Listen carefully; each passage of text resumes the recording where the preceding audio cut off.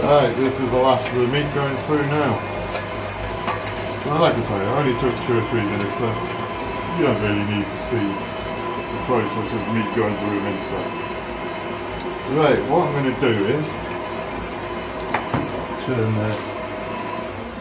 turn the machine off. Hopefully you can hear me now.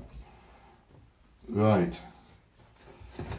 So, can you see the fat content in that? You're all looking at it and going, oh, look at the fat in there.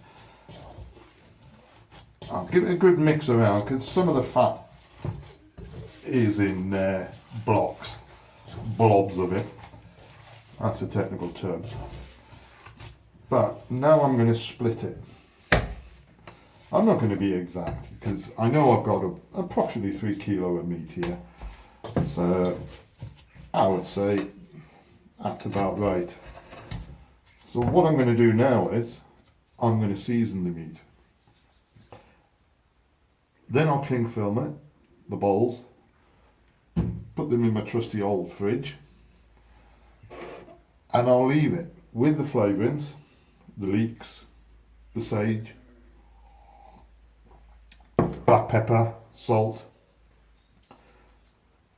I've also, for the chorizo, I've got smoked paprika, and I've got a sweet smoked paprika. So those, like I say, I got them off Amazon. They came in a pack. They were less than £4.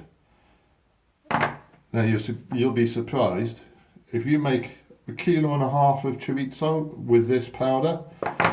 You could make it once a week for the next year, and these two will last you. So £3, you can't complain at that. I've also got a couple of chilies. Now these are part dried. I'm drying some at the moment in the pantry. They're hanging just above the camera. I'll see if I can let you have a look. There we go. Can you see them? I've got them just hanging up on an old chopstick with some bay leaves.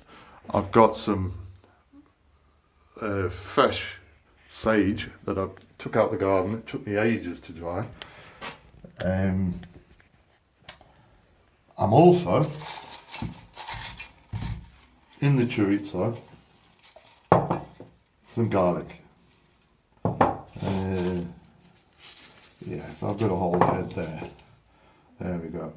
Now I've got some garlic in the garden, and it was doing really, really well until we've had all this rain, and it's starting to look a little bit sad for itself. So I'll use the dried stuff. Fresh garlic, straight out of the garden.